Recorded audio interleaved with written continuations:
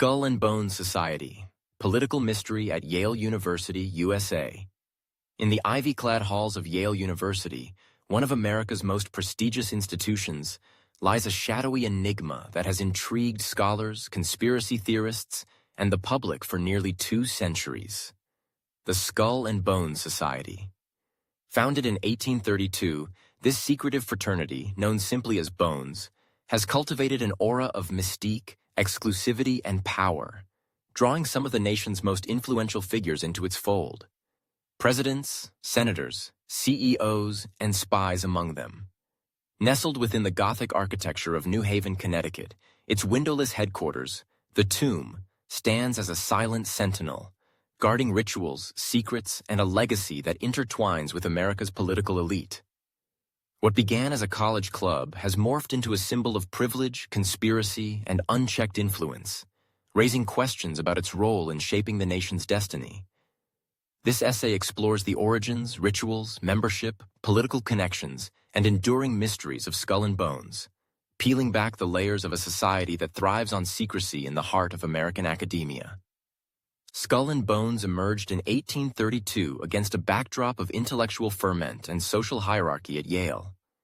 Its founder, William Huntington Russell, a senior and scion of a wealthy Connecticut family, established the society after a trip to Germany, where he was inspired by the esoteric student orders he encountered, possibly linked to the Bavarian Illuminati or Masonic traditions. Disillusioned by a dispute within Yale's Phi Beta Kappa chapter over election procedures, Russell partnered with Alphonso Taft, a future U.S. Attorney General and father of President William Howard Taft, to create a new, more exclusive brotherhood. Officially named the Order of Skull and Bones, it was incorporated under the Russell Trust Association, a legal entity that persists today. From the outset, Bones was distinct from other Yale societies like Scroll and Key or Wolf's Head.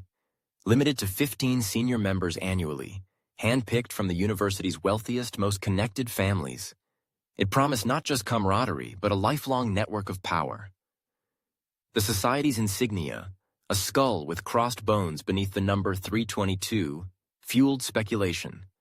Some linked it to the death of the Greek orator Demosthenes in 322 BCE, others to a Masonic code. Whatever its meaning, Bones quickly became a rite of passage for Yale's elite, a stepping stone to the corridors of influence. At the heart of Skull and Bones lies its headquarters, a gray stone building on High Street known as the Tomb.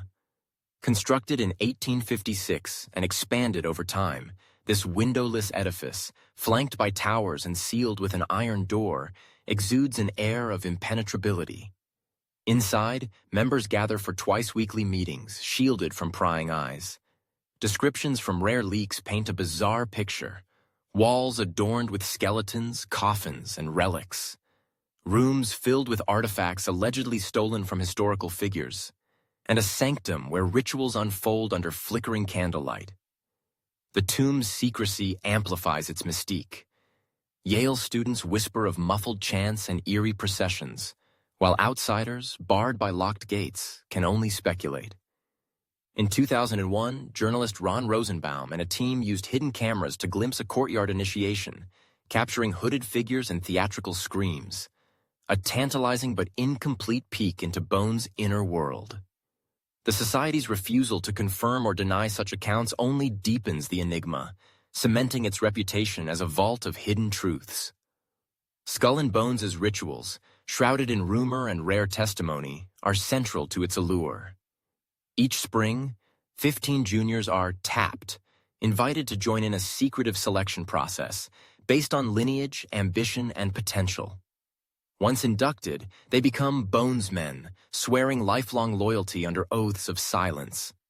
The initiation, held in the Tomb, reportedly involves bizarre rites, lying in a coffin to recount personal histories, sometimes sexual confessions, wrestling in mud or kissing a skull, acts designed to forge bonds through shared vulnerability and trust.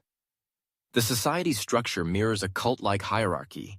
Members adopt arcane titles, patriarchs for alumni, knights for actives, and convene to discuss their futures, often plotting paths to power. The number 322 recurs in lore, possibly symbolizing a founding year or a mystical code. Artifacts like Geronimo's skull, allegedly stolen from the Apache leader's grave by Prescott Bush, grandfather of George W. Bush, in 1918 add a macabre twist, though the Bush family denies the claim.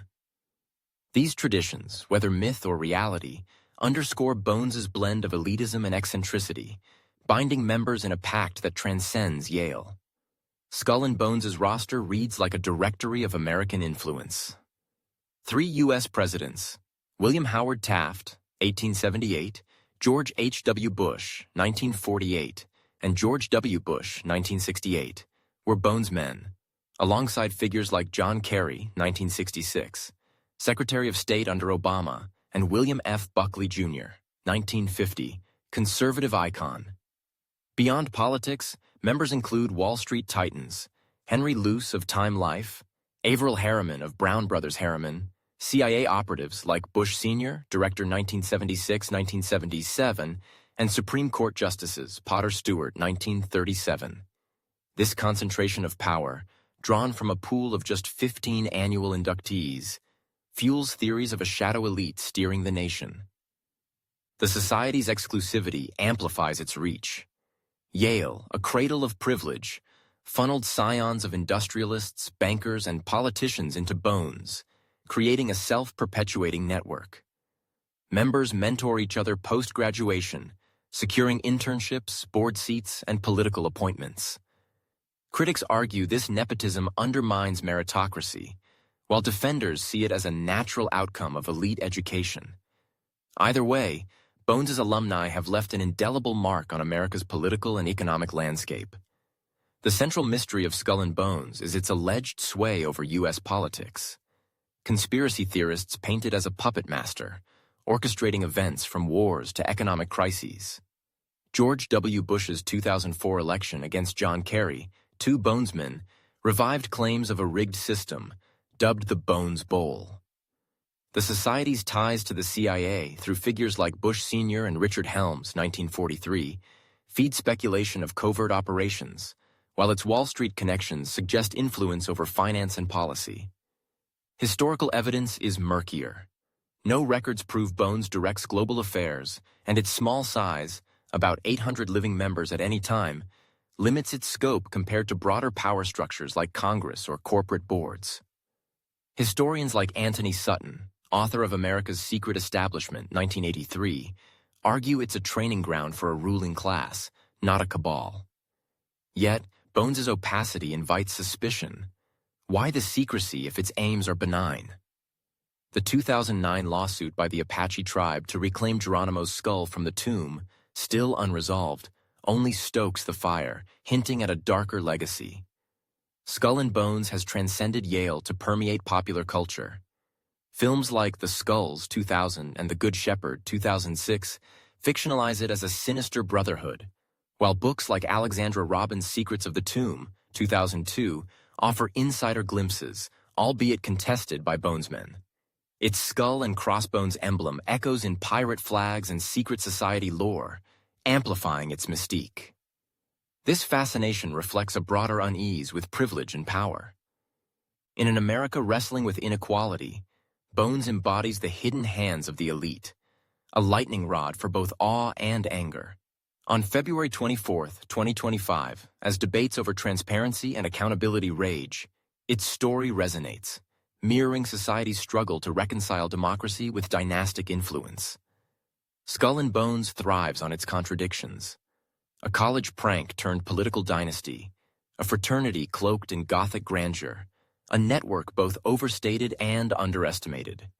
Its rituals may be theatrical, its influence exaggerated, but its secrecy ensures it remains a cipher. Is it a relic of 19th century elitism or a modern power broker?